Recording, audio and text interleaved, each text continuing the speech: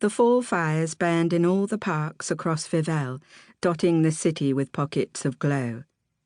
They turned leaves to ash and sent a warm woody aroma winding through the busy streets. A tiny cyclone lifted into the alleyway beside Lottie, twisting leaves the colour of fire and goldenrod and umber through the air, faster and faster, until they blurred together. The wind stopped and the leaves settled, nestling back onto the pavement. Lottie stepped on one and smiled as it gave a satisfying crunch. She breathed in deeply. Her nose had taken on a hint of pink in the chilly wind, but she didn't mind the cold. It only meant that winter crept closer from the north, readying itself to wrap Vivelle, the capital of the land of the living, in an embrace built of steaming hot cocoa and glimmering icicles and bright snow. Each of the seasons held a special place inside Lottie's heart. Each had its own scents, sights, flavours, and best of all, colours.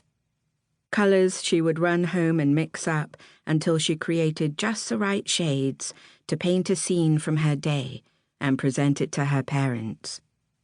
Lottie's gallery, the long hall that separated the living spaces from their bedrooms, rotated its collection each season.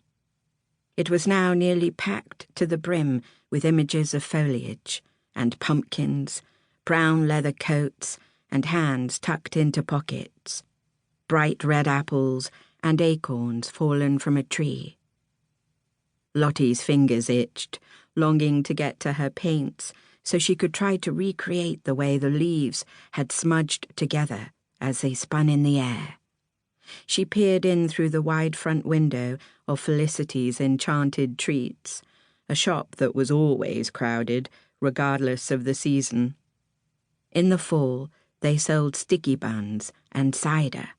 In the winter, candied nuts and the best hot cocoa in town.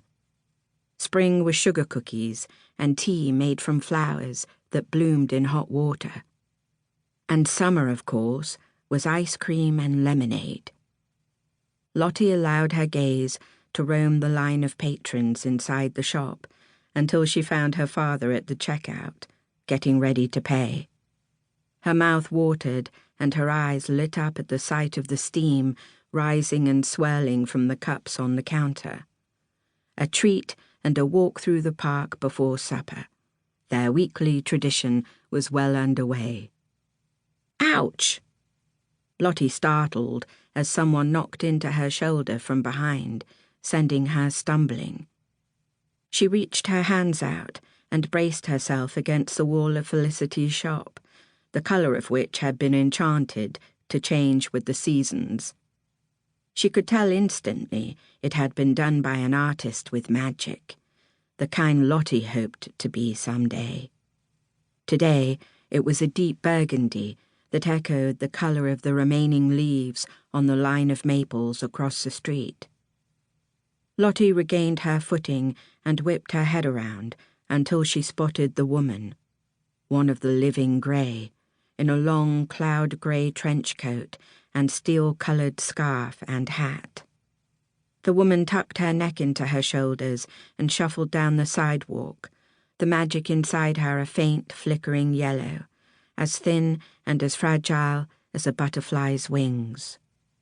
Lottie's heart hurt for the woman more than any bump to the shoulder ever could.